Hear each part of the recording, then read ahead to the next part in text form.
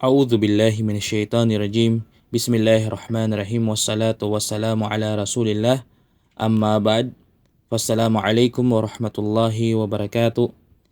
Mga tagapakinig po namin, ngayong araw po na ito, ang tatalakayin natin ay patungkol sa libro ni Ibnul Qayyim mula sa Al-Fawaid na kanyang sinabi, Al-amalu bighairi al-ikhlasin wala iqtida'in kal musafir yamla'u jirabahu ramlan yuthqilahu wala yanfa'u. Mula kay Ibnul Qayyim rahimahullah sa kanyang libro na Al-Fawaid, kanyang sinabi, ang gawain na walang ikhlas o taos-pusong paggawa at wala siyang ginagaya o sinusunod mula rito sa kanyang mga ginagawa ay kahalintulad ng isang manlalakbay na pinupuno niya ng buhangin ang kanyang bag na nagpapabigat sa kanya at hindi siya nakikinabang mula dito. Mula sa kasabahin na to ni Ibnul Qayyim rahimahullah, mga tagapakinig po namin ngayong araw na ito ay tinutukoy dito ay ang mga gawain natin na kailangan ito ay mula sa Quran at Sunan ng Rasul sallallahu alaihi wasallam,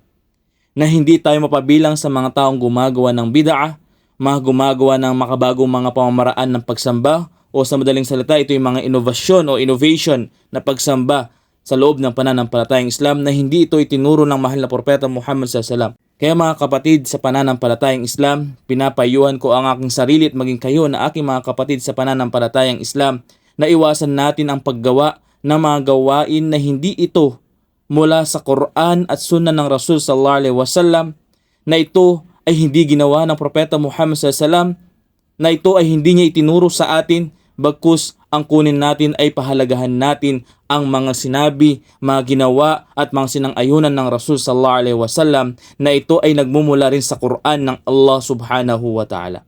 At hanggang dito na lamang. Wassalamu alaikum warahmatullahi wabarakatuh.